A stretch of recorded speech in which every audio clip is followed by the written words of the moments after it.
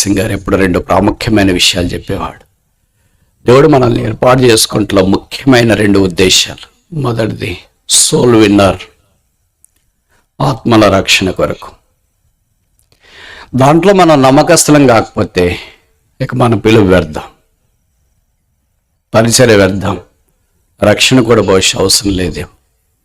రెండవది ఏంటంటే, మా అపార్ట్మెంట్లో వాచ్మెన్, న్యూస్ పేపర్ వేసేవాళ్ళు, పాలు వేసేవాళ్ళు, ఇస్త్రీ చేసేవాళ్ళ బట్టలు, పెయింట్ కొట్టేవాళ్ళు, ఎలక్ట్రీషియన్, ప్లంబరు, ఇలాగ ఎంతోమంది వస్తున్న వాళ్ళు నువ్వేం అనుకోవట్లేదు. మీ ఇంట్లో పనిచేసే వాళ్ళని కూడా నువ్వు వాళ్ళని ఎలాగనుకుంటున్నావు అంటే ఒక పనివాడు అనుకుంటున్నావు. దేవుడిని మీ ఇంట్లో వాళ్ళని ఎందుకు పనికి పెట్టాడో తెలుసా? మీ అపార్ట్మెంట్లో ఎందుకు ఇస్త్రీ చేయడానికి పెట్టాడో తెలుసా? మీ అపార్ట్మెంట్లో ఎందుకు వాచ్మెన్గా పెట్టాడో తెలుసా? మీతో పాటు మీ పొలానికి కూలికి ఎందుకు వస్తారో తెలుసా? మిమ్మల్ని వాళ్ళ కూలి ఎందుకు పిలుస్తారో తెలుసా? మీతో పాటు వాళ్ళు ఎందుకు పని చేస్తున్నారో తెలుసా? ఎందుకని? ఎన్నోసార్లు అనుకున్నావు, ప్రభువా నన్ను ఈ పాపం నుండి విడిపించబడలేదు. ప్రభువా నన్ను ఈ అప్పుల నుండి విడిపించబడలేదు. నన్ను ఈ చెరలో నుండి విడిపించబడలేదు. నన్ను ఈ త్రాగుడి నుండి, జూదము నుండి, పలానా దాని నుండి విడిపించని ప్రార్థన చేస్తూ వచ్చినావు, కేకలేస్తూ వచ్చినావు, కానీ విడిపించబడలేదు. పైపెచ్చు ఇంకా పాపంలోనికి కూరుకొని అలాగే వెళ్ళిపోయావు. దేవుడు 2వ అవకాశం ఇచ్చేవాడు. యాకోబుకు దేవుడు 2వ అవకాశం ఇస్తాడు. ఎవరైనా అలాంటి వాళ్ళు ఇష్టపడుతుంటే దేవుడు అలాంటి వాళ్ళకి అవకాశం ఇవ్వాలని కోరుతాడు. దేవుని ప్రత్యక్షత పొందిన యాకోబు యొక్క అనుభవంలో, లేదా యాకోబు పొందిన 5 దైవ ప్రత్యక్షతలు మనం చూడటానికి ప్రయత్నం చేస్తాం. ఆలస్యమైతే దాని తలంచొద్దండి, వీలైన తొందరలోనే ముగించడానికి ప్రయత్నం చేస్తాం. 28వ అధ్యాయంలో దేవుడు యాకోబును మొట్టమొదట దర్శించినాడు. ఆదికాండంలో ఇదంతా సంగతి మనకు బాగా పరిచయము. యాకోబు నిద్రపోయినప్పుడు కలగన్నాడు, దేవుడు ఆయనతో మాట్లాడటానికి ఇష్టపడ్డాడు. నిచ్చెన వేయబడింది, దేవదూతలు దిగుచూ ఉన్నారు. దేవుడు నిచ్చెన పైన నిలువబడి యాకోబుతో మాట్లాడడం ఆరంభించినాడు. ఈ స్థలాన్ని నేను నీకు ఇస్తాను, నీ సంతాన మూలమున ప్రపంచాన్ని లేదా మానవ కోటి నేను ఆశీర్వదించాలని కోరుతున్నాను. నేను నీతో చెప్పినది నెరవేర్చే వరకు నిన్ను విడవను, ఎడబాయను అని వాగ్దానం చేసినాడు. అది బహుశా ప్రతిధ్వనించే వాగ్దానం అనుకుంటా. రాత్రి ఆయనకు అందమైన రాత్రి, చెవులన్నీ మానం కొరకు విన్న రాత్రులు. మీ అన్న చంపేస్తాడా, నువ్వు ఇక్కడి నుండి వెళ్ళిపో అని చెవులు విన్నాయి.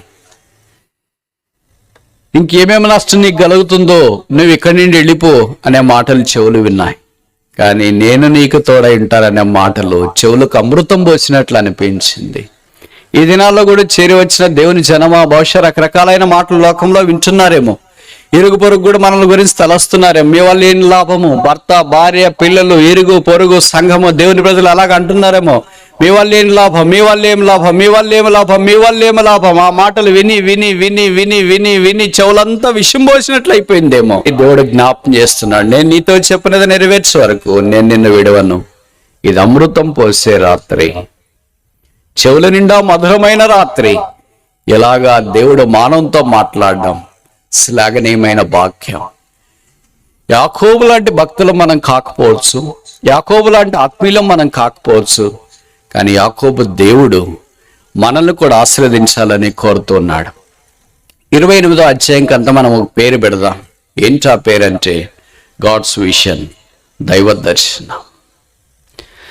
ప్రతి మానవుడు ఈ దైవ దర్శనం యొక్క అనుభవంలోనికి మొదట రావాలని కోరబడుతున్నాం. దేవుని చూచుట, దేవుని మాటలు వినుట, దేవుని కొరకు జీవించడానికి ఇష్టపడుట, దేవుని సాన్నిధ్యాన్ని గ్రహించినాడు. మీరు జ్ఞాపకం ఉంచుకోవాలా, దేవుడు యాకోబునకు ప్రత్యక్షమైంది అమ్మ నాన్న దగ్గర ఉన్నప్పుడు, ఇంట్లో గుడారం దగ్గర కాదు, అన్న దగ్గర ఉన్నప్పుడు కాదు, తన మామ దగ్గర ఉన్నప్పుడు కాదు, లేకపోతే ఇరుగు పొరుగు సందర్భాల్లో ఉన్నప్పుడు కాదు. When he was all alone in the utter pitch darkness in a wilderness called Bethel, Lord appeared unto him, saying that I will not leave thee, for I am with thee. నేను నీకు తోడై ఉన్నాను, నేను నిన్ను విడవను అని ఆ చీకట్లో దేవుని యొక్క స్వరం యాకోబు వినటానికి దేవుడు సహాయం చేస్తూ వచ్చినాడు. యాకోబు ఆ మాటలు నమ్మాడు. ఆ దర్శనం తన జీవితాన్ని మార్చివేసింది. ఆకర్షణీయమైన స్థానంలోనికి యాకోబు తీసుకుని రాబడ్డాడు. దేవుడు మనకు కూడా రకరకాలుగా దర్శిస్తూ వచ్చినాడు. కొత్త నిబంధనకు వచ్చినప్పుడు దేవుడు ఇలాగ మనల్ని దర్శించకపోవచ్చు, కానీ యేసు ప్రభు రూపంలో దేవుడు మనల్ని దర్శించినాడు. గలతీ 4:4 ప్రకారం కాలం సంపూర్ణమైనప్పుడు దేవుడు తన కుమారుని పంపెను. ఆ యేసుక్రీస్తు ప్రభు అనే కుమారుడు మానవాకారాన్ని భూమి మీదకి దిగివచ్చి మానవుడిగా జన్మించి, మానవుడిగా జీవించి, మానవుడిగా సిలువ మీదకి వెళ్ళాడు. అయితే మనలాంటి పాపం ఆయనలో లేదు. పాపం ఎరగని దైవ కుమారుడు సిలువలో పాపముగా చేయబడి, చనిపోయి, సమాధి చేయబడి, తిరిగి లేపబడి ద్వారా పాపాత్మలమైన మన జీవితాల్లో సిలువ దగ్గరికి వచ్చినప్పుడు ఉన్న పాటన మార్చివేయబడుతున్నాయి. యాకోబు జీవితం రాత్రి మార్చబడింది. మన జీవితాలు సిలువ దగ్గర మార్చబడటానికి అవకాశం ఉంది. ఇష్టమేనా? ఈ దైవ దర్శనం కలిగిన దేవుని ప్రజలుగా సంఘములో మనం చేరి వస్తున్నాం. ప్రభుకు స్తోత్రాలు. అందుకని ఈ జిల్లాలో విస్తారమైన పరిచర్య దేవుడు భక్సింగ్ గారు ఆయన జతపైన వారిని వాడుకొని వృద్ధి పొందిస్తూ వచ్చినాడు. ఆ పరిచర్య ద్వారా చిన్న చిన్న గ్రామాల్లో కూడా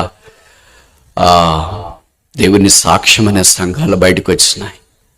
కష్టాలు గుండా వెళ్తున్నారు, ఇబ్బందులు గుండా వెళ్తున్నారు, సేవకులు, బోధకులు, సంఘాలు పోరాటాలు గుండా వెళ్తున్నారు, ఏం చేయాలో దిక్కుదోచని పరిస్థితులు వెళ్తున్నారు. అయితే దేవుడు యాకోబుకి ఇచ్చిన దర్శనం, దేవుడు భక్సింగ్ గారికి ఇచ్చిన దర్శనం ద్వారా ఇది నన్ను మనల్ని కూడా దర్శించాలని కోరుతున్నాను.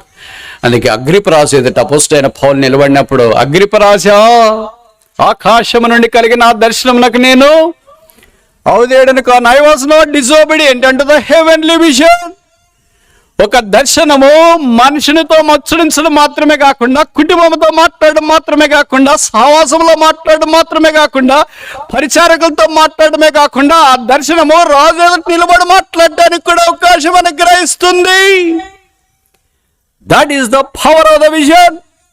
దర్శనం యొక్క శక్తి అది. ఇది ఇంకా ఆ శక్తిని మనం ఎరగకుండా ఉంటే బహుశా మనకంటే ఎక్కువ నష్టపోయిన వారు ఇంకెవరు లేరంటే తప్పు కాదేమో.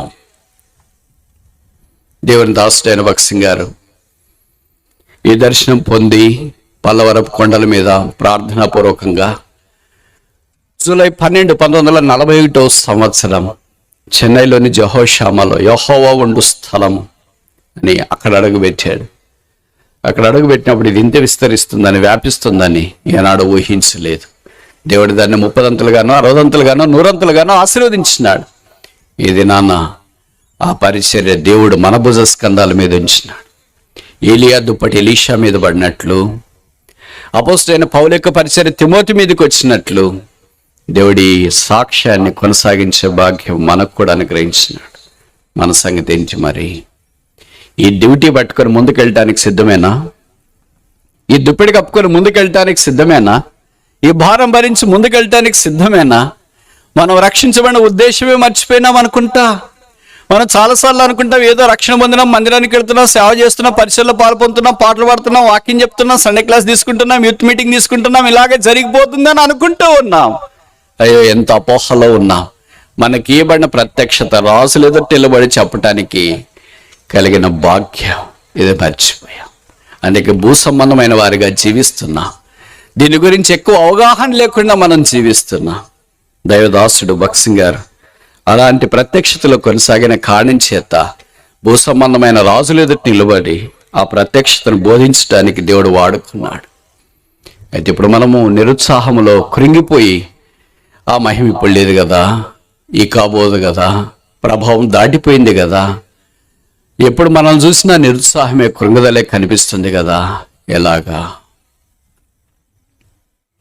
దేవుడు ఆ దాసుని జతపని వారి యొక్క కన్నీటిని, మోకాళ్ళ జీవితాన్ని వ్యర్థపరుస్తాడని మీరు తలస్తారా? అలాగైతే మనమున్న దగ్గరే ఉండొచ్చు. అది వ్యర్థపరచడు దేవుడు. ఈ కాలంలో మనల్ని కూడా వాడుకుంటాడని తలంచిన వారు ఆ దేదీప్యమానమైన ప్రత్యక్షతలో ముందుకు సాగిపోవటానికి అవకాశం ఉంది. ఇది భక్సింగ్ గారు ముందే ఊహించినాడు. ఏంటి, మహిమ కోల్పోతాం, ప్రభావాన్ని కోల్పోతామని. బహుశా మీలో తెలియదు అనుకుంటా. ఆయన ఆరంభ దినాల్లో స్విట్జర్లాండ్లో పరిచర్య కొరకే పిలువబడ్డాడు. ప్రపంచ ప్రఖ్యాతి చెందిన బోధకులు ఆ మీటింగ్లో బోధ చేయడానికి వచ్చినారు. దాంట్లో ఈయన కూడా ఒకళ్ళు. 4 ప్రసంగికులు కలిసి ఒక రూమ్ ఇచ్చినారు ఆ దినాల్లో. దాంట్లో 3 పాశ్చాత్య దేశ తెల్లదొరలు. భక్సింగ్ గారు మాత్రమే ఇండియా నుండి వెళ్ళిన వ్యక్తి. పాశ్చాత్య దేశీయులు టైం చాలా చక్కగా నిర్దిష్టంగా పాల్పొందుతారు లేదా తీసుకుంటారని మనకు తెలుసు. వారు అలాంటి హోటల్లో భోజనానికి వెళ్ళారు. కొద్దిసేపు చూసినారు, భక్సింగ్ గారు కూడా వస్తాడేమో భోజనం చేస్తాం కలిసి అని. రాలేదు. ఇంకా కొద్దిసేపు చూసారు, రాలేదు. ఎవరో కబురు పెట్టారు, హోటల్లో బాయ్స్ ఉంటారు కదా, వాళ్ళు వెళ్ళి ఆ రూమ్ చూస్తే భగత్ సింగ్ గారు మోకాళ్ళ మీద ప్రార్థన చేస్తున్నాడంట. సరే, ఫారినర్స్ ఎవరి కొరకు ఎదురు చూడరు కదా, ప్రభు కొరకు తప్ప. అందుకని వాళ్ళు భోంచేశారు, నేరుగా గదికి వెళ్ళారు. భగత్ సింగ్ గారు మోకరించి ప్రార్థన చేస్తున్నాడు, వాళ్ళు పడుకున్నారు. ఉదయకాలం భగత్ సింగ్ గారి దగ్గర వర్తమానం. ఉదయకాలం వాళ్ళు లేకమనిపోయి దయజెండ లేచి సిద్ధపడి బైబిల్ పట్టుకొని మీటింగ్ కొరకు బయలుదేరుతున్నాడు. ఆ దినం ఆయన ఇచ్చిన వర్తమానం ఏమో తెలుసా? తన రూములో ఉన్న తెల్లదొరలను కదిలించింది, చేరవచ్చిన విశేషమైన తెల్లదొరల గుంపును కదిలించింది. అది వారన్న సాక్ష్యం ఏంటంటే, దేవుడు మాతో నేరుగా మాట్లాడాడు. మీ ద్వారా మాట్లాడినాడు కాదు, నేరుగా మాట్లాడాడు. ఏంటంటే, రిటర్న్ ఆఫ్ గాడ్స్ గ్లోరీ, దేవుని మహిమ తిరిగి వచ్చుట. ఆ దినాల్లోనే దేవుని మహిమ తిరిగి రావాలనేది ఆవశ్యకత, అది ప్రవచనం. ఆ దినాల్లోనే అలాగుంటే ఈ దినాల్లో మన సంగతి ఏంటి? ఆ దేవుని మహిమ తిరిగి రావటం కొరకై సంఘంలో ప్రయాసపడే విశ్వాసం లేరా? పెద్దలు లేరా? సేవకులు లేరా? బోధకులు లేరా? కాపర్లు లేరా? మేము వెళుతున్న స్థానిక సంఘములో దేవుని మహిమ తిరిగి వచ్చుట కొరకే దేవా మమ్మను వాడుకొని ప్రార్థన చేసే వ్యక్తులు ఇక్కడ లేరా? ఇదే జీవితం కానప్పుడు బహుశా ప్రత్యక్షతలో మనం లేమంటే తప్పు కాదేమో. అనేక సందర్భాల్లో ఇలాంటి ఆత్మీయమైన ఉన్నతమైన స్థానంలోనికి రాకుండా పడిపోయి పాడైపోయి తుచ్చమైన దాని కొరకై మన సమయము దాన్ని అంతటిని వ్యర్థపరచుకోవడం చాలా విషాదకరమైన సంగతి. ఎలాగొచ్చావు అలాగ వెళ్ళిపోవద్దు. మీ సంఘంలో ఒక సామాన్యమైన వ్యక్తిగా ఉండటానికి ప్రయత్నం చేయొద్దు. సంఘానికి వెళితే చాలే అని అనుకోవద్దు. ఏదో వాక్యం చెప్తే చాలే, పాటలు పాడితే చాలే, పరిచయం చేస్తే చాలే అనుకోవద్దు. ప్రభువా, నీ మహిమ మా స్థానిక సంఘంలో తిరిగి వచ్చును గాక. దీని కొరకు నన్ను వాడుకో, మమ్మను వాడుకో. అలాగే ఇష్టపడే వారి విషయమై దేవుడు ఆసక్తి చూపించి వాడుకోవాలని కోరుతున్నాడు. మన జవాబు ఏంటి? రోజులు గడుస్తున్నాయి, వారాలు గడుస్తున్నాయి, సంవత్సరాలు గడుస్తున్నాయి. హబక్కుకు ప్రార్థన చేశాడు కదా, 3వ అధ్యాయం మొదటి 2 వచనాల్లో, యెహోవా సంవత్సరం జరుగుతుండగా నీ కార్యం మాలో నూతనపరచు. దేవుని కార్యం మనలో నూతనపరచబడకుండా ఉంటే ఇలాంటి పండుగలు సంవత్సరం వెంబడి సంవత్సరం, సంవత్సరం వెంబడి సంవత్సరం అనేక ఊర్లో జరిగిన ఏదో ఏర్పాటు చేసినామనేదే తప్ప మనలో ఆ కార్యం జరిగించబడలేదేమో. మనం చేరి వచ్చే ప్రజల మధ్యలో ఆ కార్యం లేదేమో. అసలు మనకు కలిగిన ఈ దర్శనాన్ని మనం విడిచిపెట్టామేమో. చేరి వచ్చిన దైవ సమూహము పౌలుతో కలిసి ఆకాశం నుండి కలిగిన ఆ దర్శనానికి నేను అవిధేయుడను కాను అనే తీర్మానంలోనికి వచ్చును గాక. యాకోబు పొందిన 2వ ప్రత్యక్షత, జెనసిస్ చాప్టర్ 32, ఆదికాండం 32వ అధ్యాయం 9-10 వచనాలు. అప్పుడు యాకోబు, నా తండ్రి అయిన అబ్రహాము దేవా, నా తండ్రి అయిన ఇస్సాకు దేవా, నీ దేశమునకును నీ బంధువుల యొద్దకును తిరిగి వెళ్ళుము, నీకు మేలు చేసేదనని నాతో చెప్పిన యెహోవా. ఎవరు చెప్పారు? అమ్మగారుగా, నాన్నగారుగా. వాళ్ళు చెప్పిన మాటలు ఇక్కడ చెప్పట్లేదు. మా అమ్మగారు వెళ్ళమన్నారు అందుకే నేను వెళ్ళాను, మా నాన్నగారు వెళ్ళమన్నారు అందుకే నేను వెళ్ళానని వాళ్ళ మాటలు మర్చిపోయాడు. దేవుని మాటలు గుర్తుపెట్టుకున్నాడు. మనకు వాళ్ళ మాటలే గుర్తుంటాయి, దేవుని మాటలు గుర్తుండవు. కారణం ఏంటి? దేవుని మాటలు వినట్లేదేమో. యాకోబు వలె లోకస్తులు అంటే భౌతికమైన వారందరి మాటలు మర్చిపోయి దేవుని మాటలు గుర్తుపెట్టుకుని ఉంటే ఎంత బాగుంది.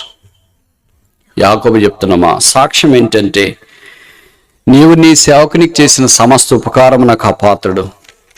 ఒంటి కర్రతో యోర్ధాను దాటి తిని, ఇప్పుడు నేను 2 గుంపులు అయితిని. చేతి కర్ర పట్టుకొని, ఒకే కర్రే, 2 కూడా కాదనుకుంటా, యోర్ధాను దాటాడు. ఇప్పుడు 2 గుంపులు అయ్యాడు. ఆ తర్వాత వచనాల్లో మనం చూస్తాం, దేవునితో ఆయన మాట్లాడటానికి పూనుకున్నాడు, పోరాడాను అనే వాక్యంలో చూస్తాం. Jacob was left alone. యాకోబు ఒక్కడే మిగిలిపోయాను. ఆ రాత్రి యాకోబు దేవునితో పెనుగులాడాడు. చూడండి, ఇది కూడా యాకోబు జీవితాన్ని మార్చిన 2వ రాత్రి. ఇలాంటి రాత్రులు మనకు కూడా ఉంటే ఎంత బాగుంటుందా అనుకుంటాం.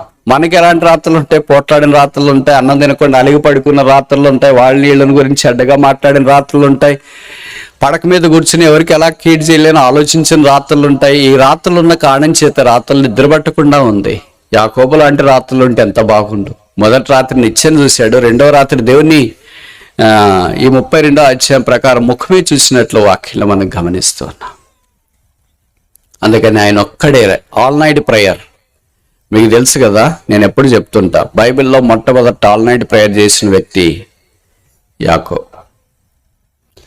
అందరు కలిసి చేయడం తేలికే కావచ్చు. అందుకని ఆల్ నైట్ ప్రేయర్ సంఘాలు ఏర్పాటు చేసినప్పుడు సేవకులు కానీ నడిపించేవాళ్ళు కానీ పాటలు పాడి వాక్యం చెప్పి ప్రార్థన చేయించి మధ్యలో నిద్రపోతారేమని టీ ఇచ్చి కాఫీ ఇచ్చి మొత్తానికి చివరి దాకా తెల్లవారుజామున దాకా లాక్కొని వస్తారు. ఎంతమంది ఉంటే భవిష్యత్తు లాక్క రావడం తేలిక, ఒక్కళ్ళే ఉంటే అప్పటిదాకా మెలకున్నా కూడా నిద్ర వస్తుంది. యాకోబు నిద్ర రాలేదేంటి? ఆ విషయం, ఆ దర్శనము ఆయన గుండెల్ని పిండేస్తుంది. ఆ వాగ్దానం ఆయన పిండేస్తుంది. అబ్రహాము దేవుడు, ఇస్సాకు దేవుడు, యాకోబు దేవుడు అంటే అర్థమేంటి? ఇలాగ చెప్పొచ్చా నేను? తెరహు దేవుడు కాదు, ఏశావు దేవుడు కాదు, ఇష్మాయిలు దేవుడు కాదు. అర్థమైంది నేను చెప్పే మాటలు? తెరహు దేవుడు కాదు, ఇష్మాయిలు దేవుడు కాదు, ఏశావు దేవుడు కాదు, అబ్రహాము, ఇస్సాకు, యాకోబుల దేవుడు. అంటే అర్థం, తెరహు మరణం పొందినాడు, దేవునితో అంత ఎక్కువగా లేడేమో. ఇష్మాయిలు దేవునితో అంత నడచడానికి ఇష్టపడిన వాడు కాదు. దేవుడు ఆ పిల్లవాని మరో చిన్నవాని మరో వినేనని బైబిల్లో రాశారు, కానీ ఏం ప్రార్థన చేశాడో, మేలు పొందిన తర్వాత ముందుకు ఎలాగెళ్ళాడో చెప్పబడలేదు. అలాగే ఏశావును గురించి ఒక్క పూట చిక్కుడుకాయల కొరకు జ్యేష్ఠత్వం హక్కునే అమ్మవేసుకోవటానికి కూడా ఇష్టపడ్డాడు. నేను ఈ మాట చెప్తే మీరు అనొచ్చు, మరి కొన్ని వాళ్ళు ఉన్నారండి అమ్మడం తప్పేమండి అని.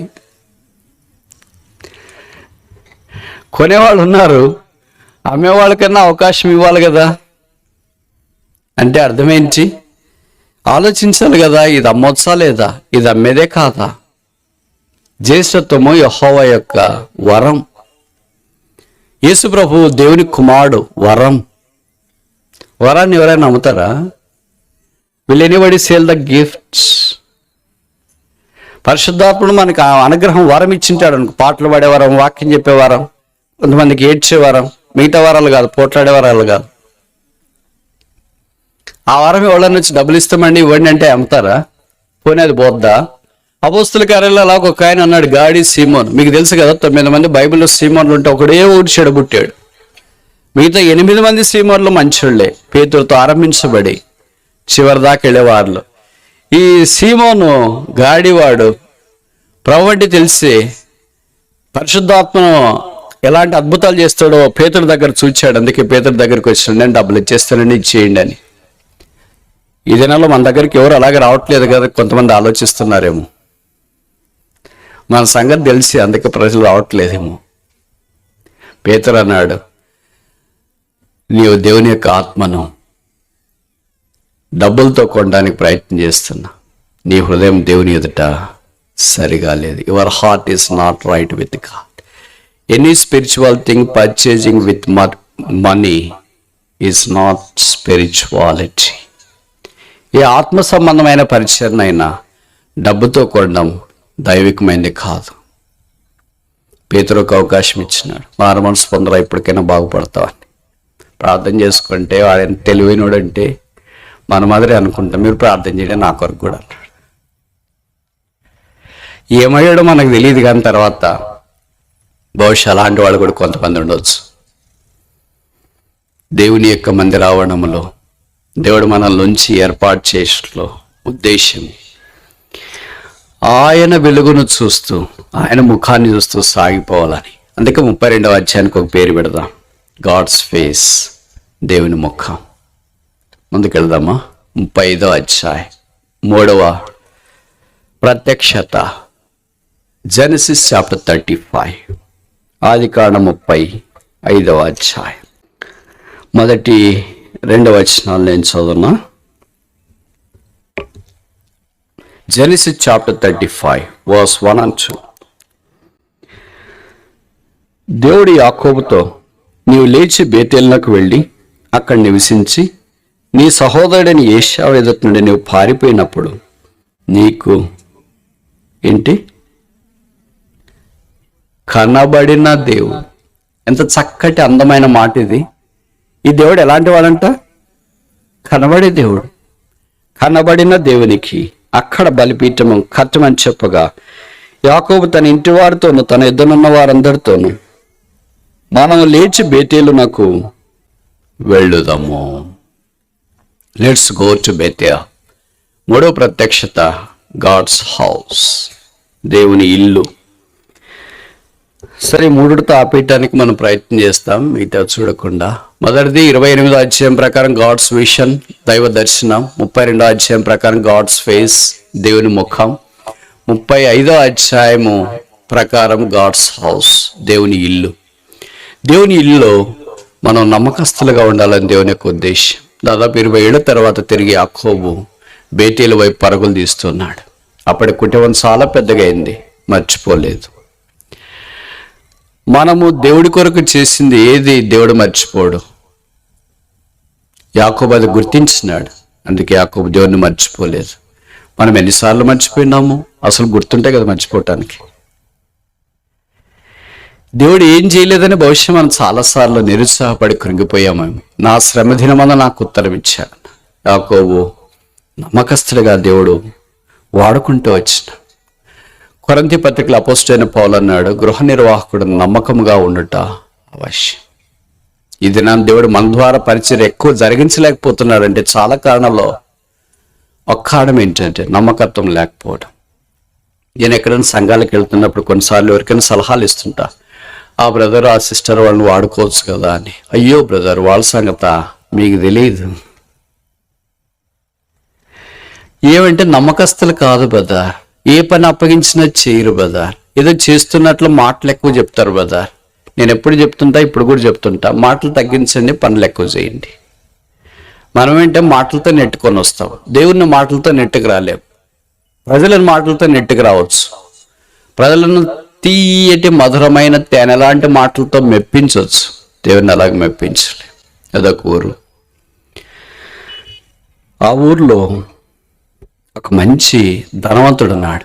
ఆయనకు ఒంటెల మంద, కెనల్స్ ఉన్నాయి. ఆయనకు ఒక పిచ్చి ఏంటంటే ఏ ఒంటె మంచిది కనిపించిందో దాన్ని కొనాలనుకుంటాడు.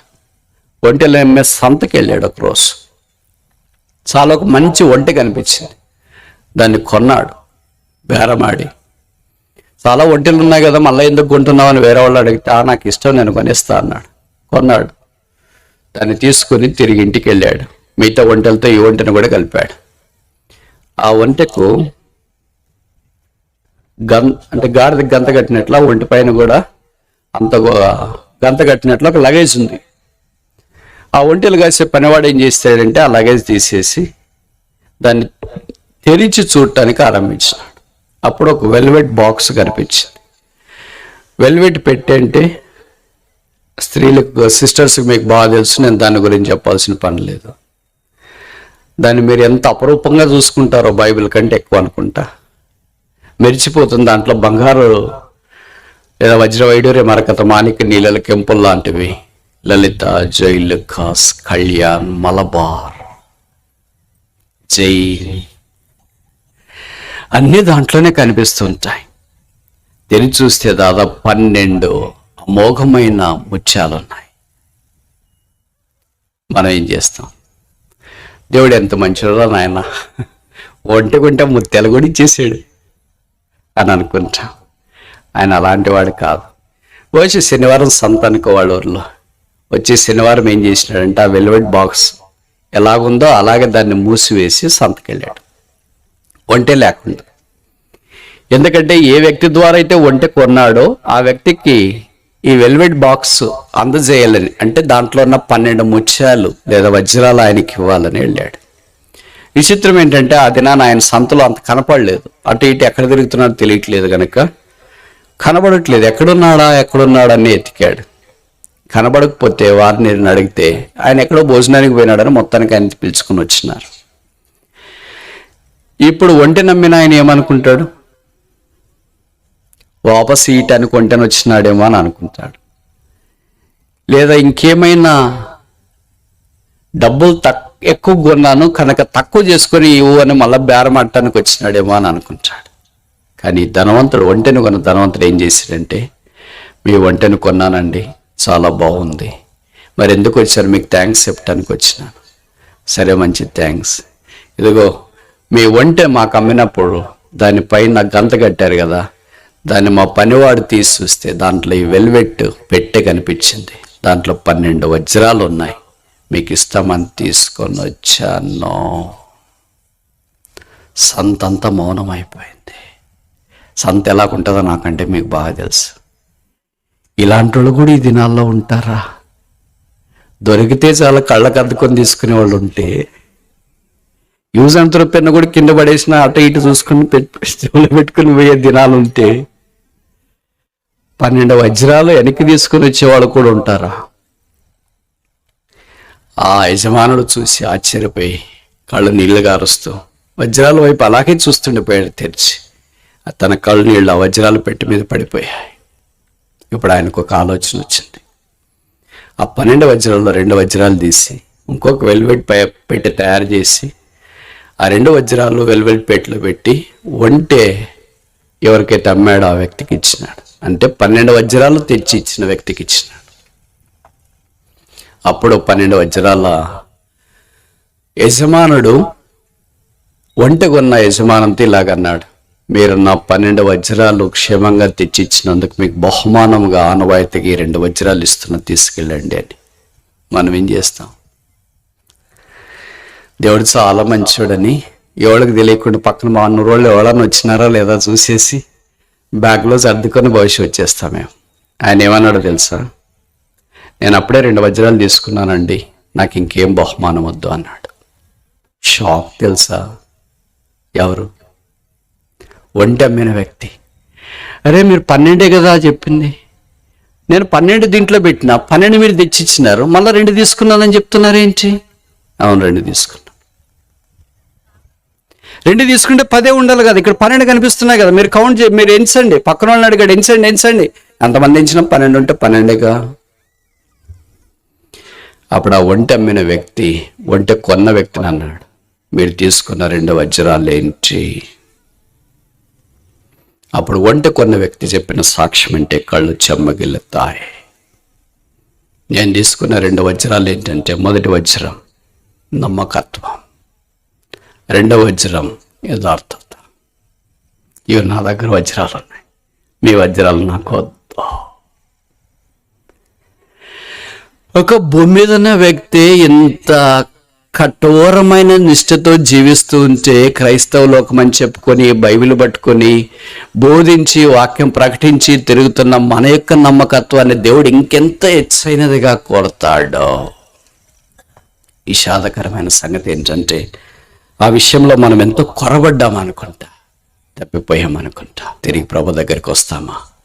నాకు అప్పగించిన పనిలో నమ్మకంగా లేని ప్రభువా, సంఘం ఇచ్చినావు, సహవాసం ఇచ్చినావు, వాక్యం ఇచ్చినావు, సేవ ఇచ్చినావు, బోధించినావు, పరిచరించినావు, ఎన్నో ఇచ్చినావు, కానీ అన్నీ నీరు పోసిన పానకంలా మారిపోయింది. అన్ని అవకాశాలు వ్యర్థమైపోయాయి. ఇప్పుడు చేతులు గాలి ఆకులు పట్టుకున్నట్లుగా ఉన్నాను. మరలా నేను నీకేమైనా ఉపయోగపడతానా? God is God of second chance. దేవుడు 2వ అవకాశం ఇచ్చేవాడు. యాకోబుకి దేవుడు 2వ అవకాశం ఇస్తాడు. ఎవరైనా అలాంటి వాళ్ళు ఇష్టపడుతుంటే దేవుడు అలాంటి వాళ్ళకి అవకాశం ఇవ్వాలని కోరతాడు. ప్రభువా, నీవు అప్పగించిన దాంట్లో నేను నమ్మకంగా లేను, దయచేసి నమ్మకంగా ఉండనట్లుగా నన్ను ఇచ్చేయి, నమ్మకత్వంలో కడగట్టిన విశ్వాసిగా నన్ను ఉండనట్లు ఇచ్చేయి. భగత్ సింగ్ గారు ఎప్పుడు 2 ప్రాముఖ్యమైన విషయాలు చెప్పేవాడు. దేవుడు మనల్ని ఏర్పాటు చేసుకుంటున్న ముఖ్యమైన 2 ఉద్దేశాలు. మొదటిది సోల్ విన్నర్, ఆత్మల రక్షణ కొరకు. దాంట్లో మనం నమ్మకస్తులం కాకపోతే ఇక మన పిలుపు వ్యర్థం, పరిచర్య వ్యర్థం, రక్షణ కూడా బహుశా అవసరం లేదేమో. రెండవది ఏంటంటే బిల్డింగ్ ద లోకల్ చర్చ్. స్థానిక సంఘాన్ని కట్టడం. If we fail in these two calls, our call is not valid and solid. It is frustrated. దేవుడు మనల్ని దర్శిస్తున్నాడు. ఆత్మల రక్షణ కొరకే ప్రయాస, ప్రార్థన, చెమట, కన్నీరు గార్చుట, వేదన, చేతులెత్తి ఉదయకాలం 5 గంటలకు లేచి ఎప్పుడైనా ప్రార్థన చేసినట్లు నీకు గుర్తుందా? మా స్థానిక సంఘానికి చాలామంది వస్తారు ప్రభువా, వారికి రక్షణ లేదు, కొంతమందినైనా రక్షించని. మా ఊర్లో, మా వీధిలో, మా చుట్టుపక్కల ప్రాంతాల్లో చాలామంది రక్షణ లేని వాళ్ళు ఉన్నారు ప్రభువా, రక్షించు. మా అపార్ట్మెంట్లో వాచ్మెన్, న్యూస్ పేపర్ వేసేవాళ్ళు, పాలు వేసేవాళ్ళు, ఇస్త్రీ చేసేవాళ్ళు, బట్టలు, పెయింట్ కొట్టేవాళ్ళు, ఎలక్ట్రీషియన్, ప్లంబరు, ఇలాగ ఎంతోమంది వస్తున్న వాళ్ళు నువ్వేం అనుకోవట్లేదు. మీ ఇంట్లో పనిచేసేవాళ్ళని కూడా నువ్వు వాళ్ళని ఎలాగనుకుంటున్నావు అంటే ఒక పనివాడు అనుకుంటున్నావు. దేవుడిని మీ ఇంట్లో వాళ్ళని ఎందుకు పనికి పెట్టాడో తెలుసా? మీ అపార్ట్మెంట్లు ఎందుకు ఇస్త్రీ చేయడానికి పెట్టాడో తెలుసా? మీ అపార్ట్మెంట్లు ఎందుకు వాచ్మెన్గా పెట్టాడో తెలుసా? మీతో పాటు మీ పొలాన్ని కూలికి ఎందుకు వస్తారో తెలుసా? మిమ్మల్ని వాళ్ళ కూలి ఎందుకు పిలుస్తారో తెలుసా? మీతో పాటు వాళ్ళు ఎందుకు పని చేస్తున్నారో తెలుసా? ఎందుకని? దేవుని యొక్క పరిమళ వాసన వారికి ఏమైనా వ్యాపింపచేస్తామేమో, సిలువను గురించి వారికి ఏమైనా తెలియజేస్తామేమో, సిలువ ద్వారా వారు రక్షణలోనికి వస్తారేమో, వారు శాపగ్రస్తులై ఆశీర్వాదంలోనికి వస్తారేమో, మాడమ నుండి జీవంలోనికి దాటించబడతారేమో, పాతాళం నుండి పరలోకానికి తీసుకొని రాబడతారేమో, శూన్యం నుండి సమృద్ధిలోనికి వస్తారేమో, బంధకాల్లో నుండి విడుదలలోనికి వస్తారేమో, పాపపు సంఖ్యలలో నుండి క్రీస్తు యొక్క పరలోక రాజ్యంలోను ప్రవేశిస్తారనే ఉద్దేశం చేత దేవుడు కొంతమందికి కొన్ని రకాలైన ప్రజలను అప్పగించి విడిచిపెట్టాడు. దైవమా, ఈ విషయంలో ఎంత నమ్మకత్వాన్ని మనం కోల్పోయాం. మన కళ్ళు గుడ్డివైపోయాయి, మన హృదయం వాత వేయబడింది, మన మనస్సాక్షి గద్దించబడటానికి కూడా ఇష్టపడట్లేదు. యాంత్రికమైన క్రైస్తవ జీవితంలో కొనసాగుతున్న మానవ జాతి కొరకై దేవుడు దర్శించాలని కోరుతున్నాడు. ఇష్టమేనా? రెండవది, సంఘం యొక్క క్షేమాభివృద్ధి కొరకు దేవుడు వాడుకుంటూ వచ్చినాడు. అదే మన జీవితం ద్వారా జరగకపోతే, ప్రభువా నేను వెళ్ళే స్థానిక సంఘానికి నా ద్వారా క్షేమం లేకుండా ఉంటే, మేలు లేకుండా ఉంటే వెళ్ళడం అవసరమా? నేను ఈ మాట చెప్తున్నాను, బ్రదర్ మందిరం మానేయమని చెప్పినాడని మళ్ళా కౌంటర్ పెట్టొద్దండి. చెడ్డకి చెప్పడానికి, ప్రతి చిన్న విషయాన్ని ఒక ఇష్యూ చేయడానికి కొంతమంది కాసుకొని ఉంటారు.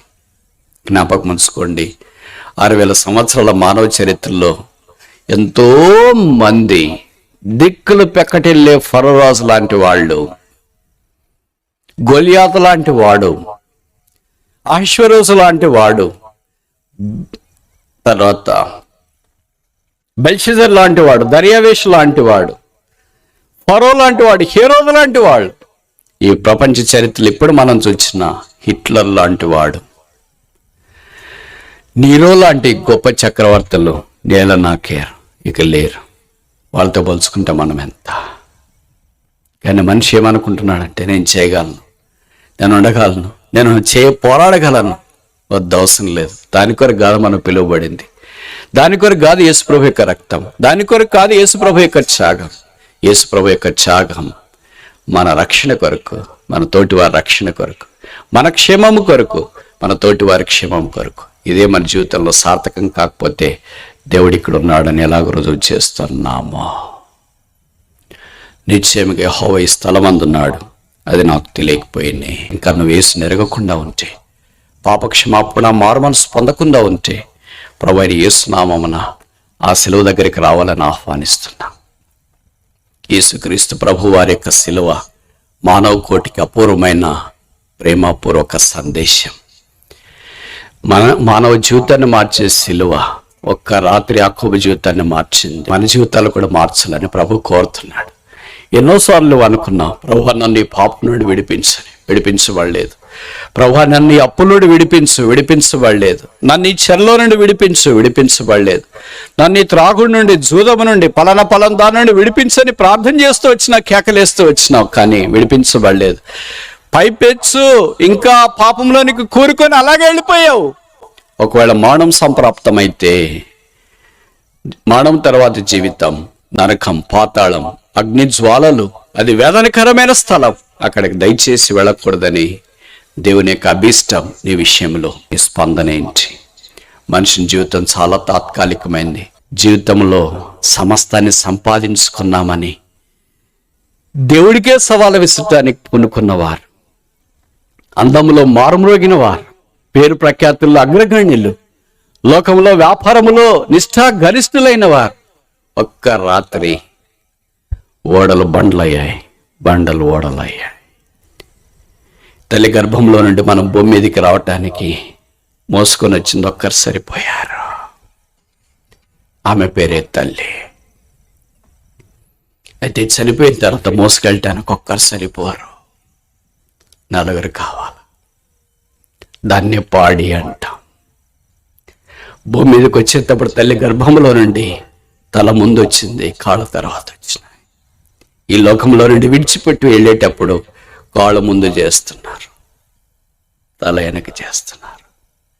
తల్లి గర్భంలో నుండి భూమి మీదకి వచ్చేటప్పుడు దిగంబర్లుగా వచ్చిన, లోకాన్ని విడిచి వెళ్ళేటప్పుడు వస్త్రం ఒకటి కప్పి తీసుకుని వెళుతున్నారు. తల్లి గర్భంలో నుండి వచ్చినప్పుడు ఏడుస్తూ కేకలేస్తూ వచ్చిన, ఈ లోకాన్ని విడిచిపెట్టి వెళ్ళేటప్పుడు మౌన యాత్ర.